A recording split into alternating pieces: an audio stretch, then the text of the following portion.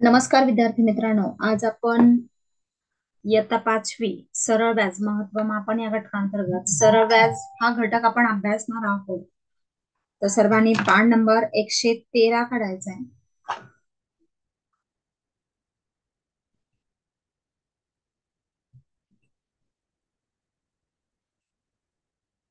तर पहा, अतिशय जीवनातला आपल्याला भविष्यामध्येही उपयुक्त पडणारा हा घटक म्हणजे व्याज, सरळ व्याज. मग तुम्हाला प्रश्न पडत असेल, नेमकं सरळ व्याज आणि व्याज हा काय प्रकार आहे?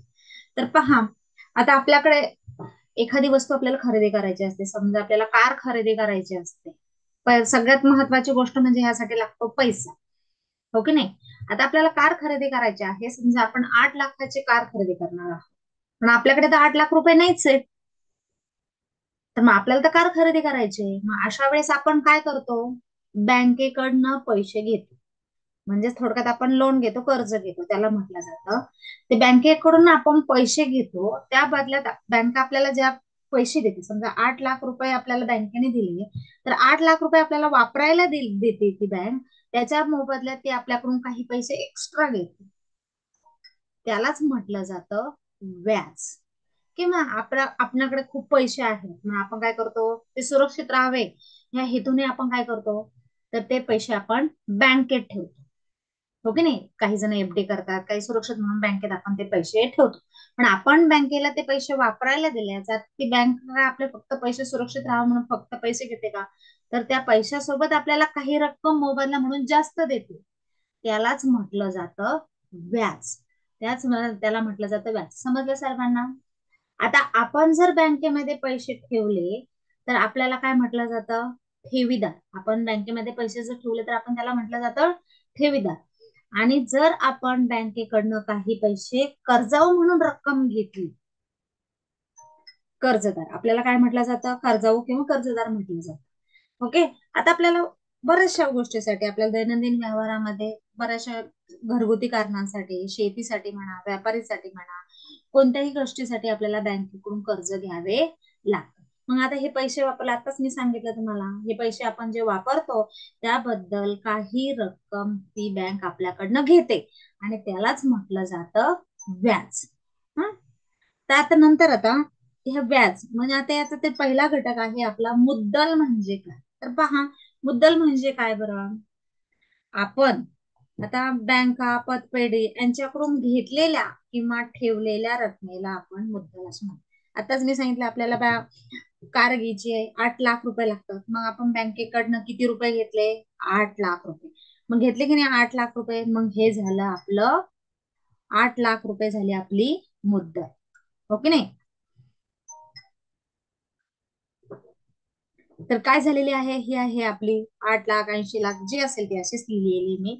ही झाली मुद्दल. किंवा आपल्याकडे पैसे शिल्लक आहेत, समजा आपल्याकडे आहेत 10,000 रुपये आहेत, ते घरात सुरक्षित राहावेत, राहत नाही, कधी कधी खर्च होऊन जातात, म्हणून आपण काय करतो? बँकेत ठेवतो. मग ही सुद्धा जी रक्कम आपण बँकेत ठेवतो, की जी रक्कम आपण बँकेकडनं घेतो, त्याला म्हटलं जातं मुद्दल.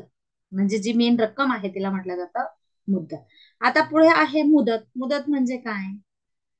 आता हे जे पैसे आपण बँकेत ठेवले किंवा हे 10,000 रुपये मुद्दलच्या कालावधीसाठी वापरले जाणार. आता आपण किती दिवसासाठी ठेवतो, किती वर्षासाठी ठेवतोय, त्याला म्हटलं जातं मुदत. आता समजा आपण 8 लाख रुपये कर्ज घेतले, मग 8 लाख रुपये कर्ज किती वर्षासाठी घेतलं त्याला मुदत म्हटलं जातं. म्हणजे समजा आपण 1 वर्षासाठी घेतलं, 2 वर्षासाठी घेतलं, किती वर्षासाठी आहे त्याला म्हटलं जातं मुदत. आणि दर. दर म्हणजे आता आपण कुठलीही वस्तू खरेदी करण्यासाठी त्या वस्तूला भाव असते, किंमत असते. काय असते? किंमत. समजा आपण बाजारामध्ये भाजी आणायला गेलो, बटाटे आणायला गेलो, ते म्हटले 40 रुपये किलो. मग त्याची एक किंमत आहे की नाही, 40 रुपये. त्याचप्रमाणे आपण जर बँकेकडनं कर्ज घेतलं किंवा कोणालाही कर्ज दिलं, तर 100 रुपयासाठी 1 वर्षासाठी, 1 वर्षासाठी 100 रुपयाला आपण काहीतरी मोबदला व्याज म्हणून देतो. त्यालाच म्हणलं जातं व्याजाचा दर. मग तो कसा असतो? दर साल दर शेकडा. त्यालाच आपण म्हटलं जातं द सा दशे. समजले सर्वांना? दसादशे म्हणजे द म्हणजे दर, साल दर, शेकडा. म्हणजे एका वर्षाला काय ठरलं जातं त्यांचं? 100 रुपयासाठी आपण जी काही रक्कम देणार आहोत एक्स्ट्रा, त्याला म्हटलं जातं दर. आता सरळ व्याज. फक्त मुद्दलावर मिळणारे व्याज म्हटलं जातं सरळ व्याज. आता आपण इथे 10,000 रुपये घेतले, 10,000 रुपयाला मग त्यावर जी रक्कम येते त्याला म्हटलं जातं सरळ व्याज. मग तेवढं व्याज आहे. मागच्या मुद्दलाचे ठराविक मुदतीचे व्याज ती मुद्दल मिळून होणाऱ्या रकमेस रास असते. आता थोडक्यात मी समजून सांगते. आता आपण 10,000 रुपये बँकेत ठेवू, हं? एका वर्षासाठी ठेवू, हं? आणि त्याला व्याजाचा दर किती दिलेला आहे? समजा 3% व्याज दिला आपण त्याला, हं? 10,000चे 3% किती होतात? 30 होतात. मग ह्या पद्धतीने 10,000ला 30 रुपये, हं? ह्या पद्धतीने मग आपल्याला किती, ही जी व्याज किती होईल 10,000ला, समजा आपल्याला 30 रुपये व्याज दिलं, तर एका वर्षाने आपल्याला ते रिटर्न किती येणार आहे? 10,030 रुपये. म्हणजे ती व्याजात सकट मिळणारी जी रक्कम असते त्याला म्हटलं जातं रास. मग त्याचं एक सूत्र आहे, रास बरोबर मुद्दल अधिक व्याज. म्हणजे आपण जी मुद्दल भरली ना 10, त्याबद्दल आणि त्याच्यात मोबदला आपल्याला बँक जे काय ते पैसे वापरणार आहे त्या बदल्यात जे काही व्याज देणार आहे ते दोन्ही मिळून तयार होतं रास. ओके, समजले सर्वांना? आता हे सूत्र देखील लक्षात ठेवायचंय. आणि पहिलं सूत्र एक लक्षात ठेवायचं, सरळ व्याज बरोबर मुद्दल गुणिले दर गुणिले मुदत, त्याला गुणिले 100, किंवा तुम्ही असं म द क म्हणू शकता. म म्हणजे मुद्दल, द म्हणजे दर, क म्हणजे कालावधी. म्हणजेच काय? मुदत. किती वर्षासाठी? समजा 6 महिन्यासाठी घेतलं, 1 वर्षासाठी घेतलं, 2 वर्षासाठी घेतलं, त्याला म्हटलं जातं कालावधी भागिले 100. हे सूत्र लक्षात ठेवायचं फक्त. बाकीचं सर्व तुम्हाला बाकीचे हे मुद्दल वगैरे हे जरी केलं तरी आपल्याला बाकीचं येऊन जातं. आता पुढे आहे दाम दुप्पट होणे. मला दुप्पट सर्वांनाच माहितीये. 2चे दुप्पट 4, 4चे दुप्पट 8, 5चे दुप्पट 10, हे सर्वांना माहिती आहे. मग दाम दुप्पट म्हणजेच काय? तर मुद्दल. आता समजा आपल्या इथे मुद्दल किती? 10,000. मग 10,000ची दुप्पट किती? 20,000.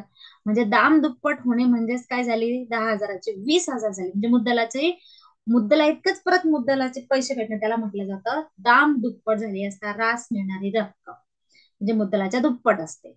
आता मुदत नेहमी वर्षातच असते, म्हणजे 1 वर्षासाठी, 2 वर्षासाठी, 3 वर्षासाठी. पण काही उदाहरणामध्ये काय दिलं जातं? वेळेस मुदत दिवसात सुद्धा दिली जाते. समजा त्याने 65 दिवसासाठी, 90 दिवसासाठी, महिने सुद्धा दिले जातात. 6 महिने, 9 महिने अशा स्वरूपाचे जर दिले असतील तर त्यांना वर्षात रूपांतर करून घ्यायचंय. जर दिवस दिले तर तुम्हाला माहिती वर्षाचे दिवस किती असतात? 365. तर दिवस दिले तर त्याला 365 ने भागायचं. समजा आपल्याला दिवस दिले 76 दिवस, तर काय करायचं? त्याला 365 ने भागायचं. आणि जर आपल्याला 7 महिने दिले तर त्याला 12 ने भागायचं. जर महिने दिले तर त्याला वर्षाने भागायचं. आणि दिवस दिले तर त्याला दिवसाने 365 ने भागायचं. आणि दर साल दर शेकडा म्हणजेच काय? 100 प्रतिवर्ष. हे तुम्हाला माहितीच आहे. म्हणजे 100 रुपयाला किती रुपये असं होतं. आता ह्यावर आधारित कोणकोणत्या स्वरूपाचे प्रश्न आपल्याला येतात यावर आधारित आपण स्वाध्याय सोडूयात. बघा, पहिला प्रश्न आहे, सर्वांनी पान नंबर 113 काढायचा आहे आणि माझ्यासोबत तुम्ही स्वतः ते उदाहरण सोडवायचे. एक उदाहरण मी तुम्हाला स्वतः एक्सप्लेनेशन करून देते आणि त्याचं उत्तर पटकन सोडून तुम्ही मला कमेंट बॉक्समध्ये लिहून पाठवायचं. ओके, तर पहिला प्रश्न आहे बघा, दशादशी म्हणजेच काय? दर साल दर शेकडा 10 दराने 6,000 मुद्दलाचे 1 वर्षाचे सरळ व्याज किती? आता जे आपल्याला काय काय दिलंय ते सगळं लिहून घ्या. काय दिले आपल्याला? मुद्दल दिली. मी शॉर्ट मध्ये लिहिते. मुद्दल किती दिली आहे? 6,000. ओके, दर किती दर दिलाय? 10. आणि कालावधी, कालावधी म्हणजे क लिहिते मी, तर किती दिलाय? 1 वर्ष दिलाय. आणि आपल्याला काय काढायचं सांगितलंय त्यांनी? सरळ व्याज. मग सूत्र सर्वांना माहिती आहे, काय आहे? व्याज बरोबर म द क. आता मी लगेच डायरेक्ट, म किती आहे आपली? 6,000.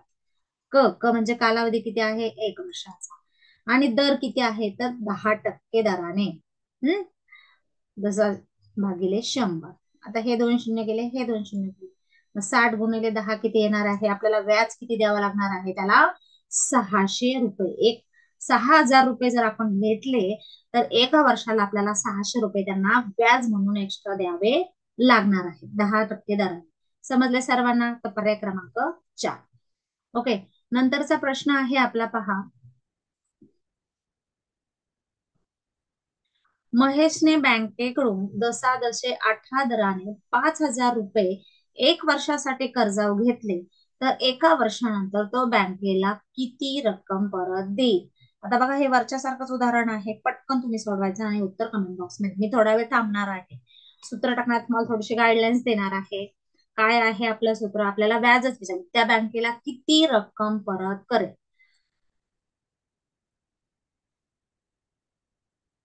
बघा तसंच आहे, फक्त तुम्ही व्याज आता आपल्याला रक्कम 5,000 पण देऊन आपल्याला व्याज पण द्यायचं आहे. ओके, त्या पद्धतीने तुम्ही सोडा. तर बघा सूत्र काय आहे, मद क. मग किती दिलेला आहे आपल्याला, मी इथे लिहिते किती दिलेला आहे, मुद्दल 5,000. ओके, मी शॉर्ट मध्ये लिहिते. क म्हणजे कालावधी किती दिलेला आहे, दर किती दिलेला आहे 18, आणि कालावधी किती दिलेला आहे 1 वर्षासाठी भागिले 100. बघा 2 शून्य गेले, 2 शून्य गेले, मग किती येणार आहे, 50 गुणिले 18 करा, 18 पंचे 90, म्हणजे काय आहे बरं, 900 रुपये हे काय झालं, व्याज झालं. पण बँकेला फक्त 900 रुपये आपल्याला परत द्यायचे आहे का, बँकेला किती रक्कम परत देईल, एका वर्षानंतर तो बँकेला किती रक्कम परत देईल, 5,000 तर आपल्याला ते द्यावेच लागणार आहे, प्लस आपलं व्याज सुद्धा त्याला ते द्यावं लागणार आहे. म्हणजे रास बरोबर पूर्ण रक्कम म्हणजे मुद्दल अधिक व्याज. मग किती रुपये द्यावे लागणार आहे त्याला, 5,900. पर्याय क्रमांक 3. आपल्याला फक्त जर सरळ व्याज किती ते विचारलं तर आपल्याला फक्त व्याज 900 आलं असतं, पण आपल्याला काय सांगितले, एका वर्षानंतर तो बँकेला किती रक्कम परत देईल, म्हणजे 5,000 मुद्दल तर द्यावेच लागेल, प्लस व्याज पण द्यावे लागेल. प्रश्न तिसरा आहे, 1,000 रुपये मुद्दलाचे जसाजसे 5 दराने 1,100 रास होण्यासाठी किती वर्ष लागते. आता बघा हा प्रश्न प्रकार वेगळा आहे. आता इथे काय काय दिले आपण लिहूया, मुद्दल किती दिलेली आहे आपल्याला 1,000 रुपये. ओके, आपल्याला दर दिलेला आहे 5, कालावधी विचारलेला आहे, बघा कालावधी विचारलेला आहे, आणि आपल्याला दिलेले आहे रास किती दिलेले आहे 1,100. आता बघा हे उदाहरण सोडवताना आपल्याला कोणत्याही 3 गोष्टी जर दिल्या तर आपल्याला चौथी गोष्ट काढतात. आता इथे दिलेले आहेत 3, तर आपल्याला काय आहे, रास म्हणजे काय, मुद्दल आणि व्याज दोन्ही मिळून जे रक्कम मिळालेली आहे. आता रासचं सूत्र तुम्हाला माहिती आहे, रास बरोबर मुद्दल अधिक व्याज. मग आता आपल्याला अगोदर काय करावं लागेल, व्याज काढावं लागेल. रास किती भेटली आहे आपल्याला 1,100 रुपये, आपली मुद्दल किती आहे 1,000 रुपये, अधिक व्याज आपल्याला विचारलेलं आहे. तर मग आता हे बघा 11,000 रुपये ते अधिक इकडे येऊन काय होणार आहे, वजा होणार आहे. म्हणजे 1,100 मधून जर 1,000 वजा केले तर आपल्याला उत्तर किती येणार आहे 100. मग आपण व्याज किती दिलेलं आहे 100 रुपये, किती दिले. हा, मग आता ह्याच्या पुढे आपल्याला हे लक्षात ठेवा तुम्ही, ह्याच्या पुढे आपल्याला सूत्र टाकून आपल्याला काढायचं आहे. आता सूत्र काय आहे, व्याज बरोबर मद क भागिले 100. मग मुद्दल किती आहे आपली 1,000 रुपये, दर किती आहे आपला, दर विचारलेला आहे आपल्याला, दर कालावधी किती आहे, नाही दर दिलेला आहे आपल्याला 5, आणि कालावधी विचारलेला आहे भागिले 100. आणि आता आपल्याला व्याज झाले आपलं बघा 100 रुपये, मग हे 100 आपण व्याजच्या खाली लिहूयात. आता हे 100, 2 शून्य गेले, हे 2 शून्य गेले. आता पहा 10 पाचे किती येणार आहेत 50, 50 गुणिले क. बघा हे क इकडेच ठेवायचे असेच, हे गुणाकारात आहे, इकडे येऊन काय होणार भागाकारात जाणार, 100/50, म्हणजे 5 दुने 10, म्हणजे किती येणार आहे आपलं 2 वर्ष. 1,100 रुपये काय झाले, 1,000 रुपये मुद्दलासाठी जसे 5 दराने 1,100 रास होण्यासाठी 2 वर्ष लागतील.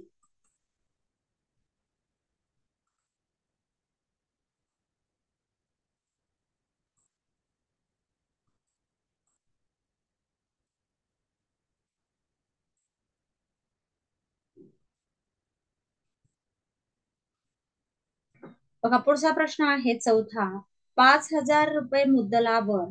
सर्वात अगोदर सर्वांनी मुद्दल म्हणजे काय आहे, दर काय असतो, वर्ष काय असतं, व्याज काय असतं, आणि रास काय असतं, हे घटक जर मला समजण्यास खूप सोपा जाईल. ओके, आता बघा 5,000 रुपये मुद्दलावर व्याजाच्या काही दराने एका वर्षानंतर 450 रुपये व्याज मिळते, तर व्याजाचा दर किती.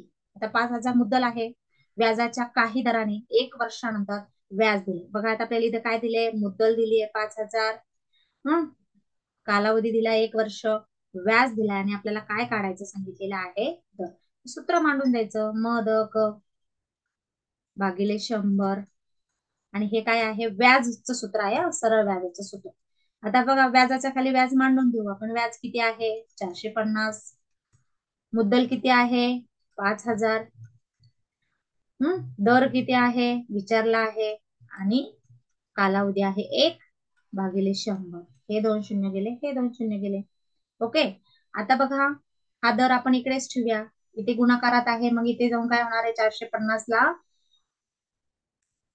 50 भागणार आहे, बरोबर दर.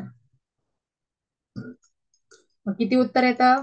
5×9=45. म्हणजे दर किती असणार आहे? तर व्याजाचा दर असणार आहे 9. ओके. समजला? पर्याय क्रमांक 4, 9%. नंतर प्रश्न 5 आहे, 100 मुद्दलाची एका वर्षाचे व्याज 7 रुपये, त्याच मुद्दलाची 5 वर्षाचे व्याज किती? आता 100 रुपये मुद्दल आहे, एका वर्षाचं व्याज किती होतं? 7 रुपये. आता मग 100 रुपये मुद्दलाचेच 5 वर्षाचे व्याज किती होणार आहे? एका वर्षाचं 7, मग 2 वर्षाचं 14, मग 7×5 35. 5 वर्षाचं व्याज किती होणार आहे? 35. 1200. प्रश्न उदाहरण 6. 1200 मुद्दलाची सरळ व्याजाने 10 वर्षात दामदुप्पट होण्यास दशादशे व्याजाचा दर किती? आता हा प्रश्न प्रकार वेगळा आहे बघा. मुद्दल दिलेले आहे आपल्याला 1200, आणि याच्या जर व्याज होईल त्या व्याजाने ह्या मुद्दला इतकीच या 1200 रुपयाचे जर दाम दुप्पट, मुद्दलाचे दाम दुप्पट किती होणार आहे? 2400 होण्याची असेल, तर व्याजाचा दर किती ठेवल्यानंतर ही रक्कम दाम दुप्पट म्हणजे 2400 रुपये होईल? यासाठी एक शॉर्ट ट्रिक वापरायची आहे मस्तपैकी. दाम दुप्पट विचारले म्हणजेच किती? 100 रुपयाचे दाम दुप्पट किती होते? 200. 200 लिहा. 200 मधनं 100 वजा करा. किती राहतात? 200 मधनं 100 वजा केल्यावर 100. मग काय करायचं आहे?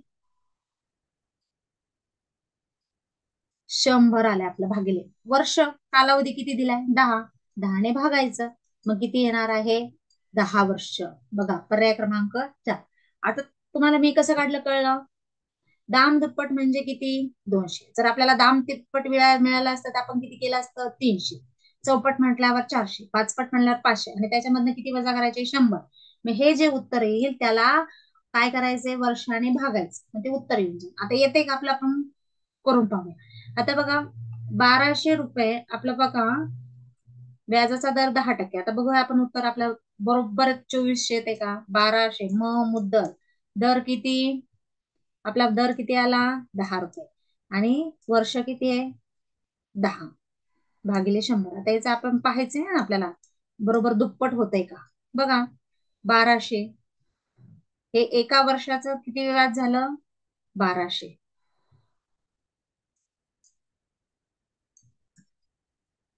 मग ह्याच्यात काय होणार आहे?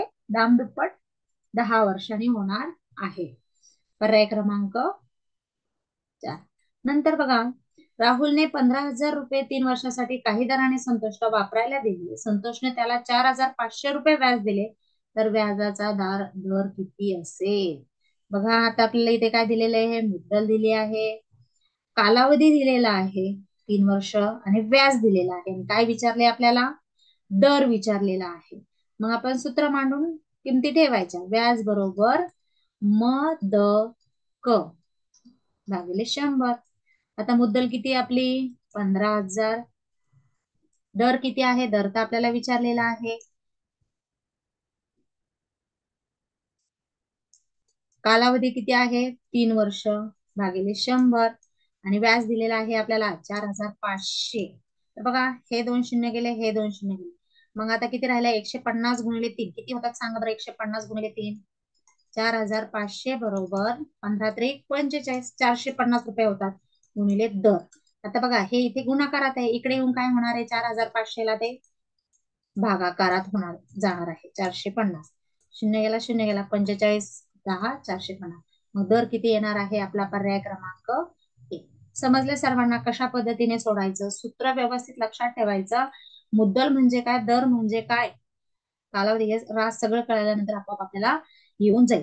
आता त्याच्यात थोडक्यात 2-4 उदाहरणं मी घेते, बाकीचे उदाहरणं तुम्ही स्वतः सोडवा. रोहितला 7 दराने एका मुद्दलाचे 3 वर्षाचे सरळ व्याज 2,020 रुपये मिळाले, तर मुद्दल किती? आता बघा, आता आपल्याला ते मुद्दल विचारलेले आहे. काय काय दिले बघा? दर दिलाय. हम्म दर दिलाय किती? 7. मुद्दल मुद्दल दिलेली नाहीये का? कालावधी दिलाय 3 वर्ष आणि व्याज दिलंय 2520 आणि आपल्याला काय विचारलंय त्यांनी मुद्दल किती आहे. सूत्र मांडा. व्याज बरोबर मदक. मत आपल्याला दिलेली आहे. मग किती आहे, दर किती आहे 7 आहे, कालावधी आहे 3/100. आता व्याज किती दिले आपल्याला इथे 2520.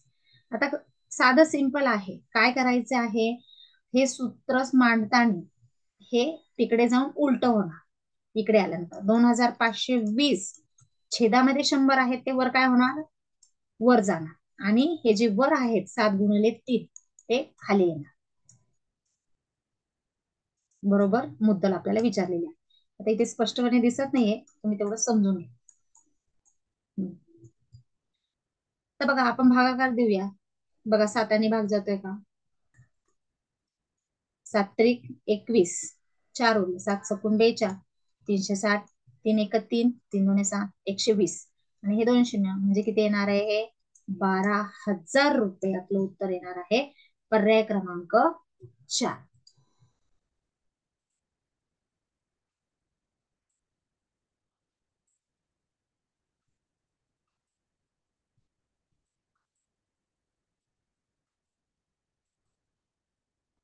बघा पुढचा, जसा काही दराने 5,000 रुपयाचे 3 वर्षाचे सरळ व्याज 1,350 होते, ते व्याजाचा दर किती. हाच प्रश्न प्रकार सोपा आहे, ते तुम्ही स्वतः सोडवू शकता. वेगळा येणारा मी घेते. ऋतुजाने प्रवीणला 8 दराने 2,500 रुपये 6 महिन्यांसाठी सरळ व्याजाने दिले, तर प्रवीण ऋतुजाला 6 महिन्याचे व्याज किती देईल. बघा मी तुम्हाला सुरुवातीला सांगितलं होतं, आपल्याला बाकीच्या ठिकाणी वर्ष विचारलं होतं, पण इथे काय दिलेलं आहे 6 महिने दिलेले आहे. काय काय दिले आपल्याला, मुद्दल दिले 2,500, मुदत दिली 6 महिने, दर दिलाय 8. ओके, तर आपण सूत्र मांडून पाहूया. मदक मुद्दल किती आहे 2,500, दर किती आहे 8 रुपये, कालावधी किती आहे 6. बघा आता प्रत्येक ठिकाणी वर्ष होतं, पण इथे काय आलेलं आहे महिने आले. मी सुरुवातीला सांगितलं, जेव्हा महिने येतील तेव्हा त्याला काय करायचे, वर्षाने भागायचे. ओके, वर्षाने भागायचे. मग करून टाका. हे 2 शून्य गेले, हे 2 शून्य गेले, 6×1=6, 6×2=12, 2×1=2=8 म्हणजे किती येणार आहे आपलं 25×4=100. तर काय येणार आहे 6 महिन्याचं व्याज किती होणार आहे 100. गोष्ट लक्षात काय ठेवायची आहे, तुम्हाला इथे वर्ष दिलेलं नाहीये, फक्त महिने दिलेले आहे. महिन्याला वर्षाने, वर्षात किती महिने असतात 12 महिने असतात, महिन्याला महिन्याने 12 महिन्यांनी भागायचं आहे. बघा पुढचा प्रश्न आहे, दशादशे 10 दराने 5,000 रुपयांचे 73 दिवसांचे व्याज किती. आता इथे महिने दिले होते, आता इथे आपल्याला दिवस दिले. दिवस दिल्यावर दिवसांनीच वर्षाचे दिवस किती असतात टोटल बघायचे. आता बघा मुद्दल किती दिलेले आहे आपल्याला 5,000, दर किती दिलेला आहे 10 आणि दिवस किती दिलेले आहेत 73. मग त्याला आपल्याला कशाने भागायचे 365 दिवस. वर्षामध्ये किती दिवस असतात, कारण दिवस दिलेत म्हणून दिवस आहे. तर बघा हे 2 शून्य गेले, हे 2 शून्य. ओके, आता बघा 73चा पाढा म्हणा किंवा 5ने भाग दिला तरी चालतो. बघा 5×1=5, 5×10. पुन्हा काय येणार आहे, हे 5×7=35, 5×3=15, हे 73 कॅन्सल. मग किती येणार आहे 100. किती येणार आहे पर्याय क्रमांक 2 100. लक्षात आले सर्वांना. महिने दिल्यानंतर वर्षाचे 12 महिने 12 महिन्यांनी भागायचं. जर दिवस दिला तर वर्षाचे 365 दिवस, मग 365 दिवसांनी त्याला भागायचं. ओके, समजला. आता पुढचा प्रश्न घेऊया. दर्शन रावाने बँकेतून 10 दराने 10,000 रुपये घेतले, त्या रकमेवर 2,000 रुपये व्याज बँकेला दिले, तर किती कालावधीचे व्याज दिले. आता बघा आपल्याला इथे काय काय दिलेलं आहे, मुद्दल दिलेले आहे. किती दिलेले आहे बघा, सूत्र मांडूयात. व्याज बरोबर मुद्दल किती आहे 10,000 रुपये, दर किती आहे 10, कालावधी आपल्याला विचारलेला आहे भागिले 100 आणि व्याज किती दिलेले. इथे व्याज लगेच मांडून घेऊया आपण. 2,000 रुपये त्याने बँकेला व्याज दिलं. हे 2 शून्य गेले, हे 2 शून्य गेले. आता काय करायचे तुम्हाला मगाशीच मी सांगितलेलं आहे, वरच्या छेदातले काय करायचे इकडे जाऊन खाली आहे. किती आहे 100×10 आणि कालावधी पुढेच असणार आहे. तर बघा हे 2 शून्य गेले, हे 2 शून्य गेले, 10×10, 10×20 म्हणजे कालावधी किती लागणार आहे 2 वर्ष. पर्याय क्रमांक 2. ओके, आता एक शेवटचं रासचं उदाहरण घेते आणि मग नंतर बाकीचे तुम्ही स्वतः सोडवा. गणपतरावाने 5 दराने बँकेतून 25,000 रुपये 5 वर्षासाठी घेतले तर रास किती होईल? आता बघा, आपल्याला व्याज नाही विचारलेलं, काय विचारलेलं आहे? रास विचारलेले आहे. तर आपण अगोदर व्याज काढू आणि मग नंतर रास लिहू. आता सूत्र काय आहे? व्याज बरोबर मदक. आता मी प्रत्येक ठिकाणी म म्हणजे मुद्दल. मुद्दल किती आहे? 25,000. तुम्ही स्वतः वहीमध्ये पुस्तकामध्ये लक्ष द्या, स्वतः सोडवा. त्याचं उत्तर माझ्या अगोदर पटकन कमेंट बॉक्स मध्ये लिहून टाका. बघा, मुद्दल दिलेले आहे. दर किती आहे? 5 आणि कालावधी किती आहे? 5 भागिले 100 किती येते पहा बरं. 250 गुणिले 25. 25चा वर्ग किती आहे? 625 आणि किती झालेला आहे? 6,250 काय झालेलं आहे? तर त्याचं नुसतं व्याज झालेलं आहे. काय झालेलं आहे? ते तर रास किती होईल? आता आपल्याला काय विचारलंय त्यांनी? रास विचारलेले आहे. आता मग रास म्हणजे काय? तुम्हाला मगाशी सांगितले, रास बरोबर मुद्दल अधिक व्याज. हो की नाही? मग आपला मुद्दल किती आहे? 25,000 आणि व्याज किती झालेला आहे? 6,250. मग टोटल बघा, 5 बेरीज करायची हा याची. 6 5 11 31,250 ही झाली त्याची रास. ओके, समजले? रास काढायची म्हणजे काय करायचं आहे? मुद्दलामध्ये जी काही व्याज आपण भरतो ते व्याज काढायचं आहे आणि त्या पद्धतीने आपल्याला रास आहे. माझ्या मते सर्वांना हा प्रश्न प्रकार अगदी सोपं समजला असेल. जास्तीत जास्त प्रश्नांचा अशा सराव करा आणि तुम्ही एकदम एक्सपर्ट त्या प्रश्न प्रकारामध्ये एकदम होऊन जा आणि परीक्षेमध्ये तुम्हाला एकदम सहजरित्या त्याचे मार्क न चुकता मिळून जातील. ओके, धन्यवाद.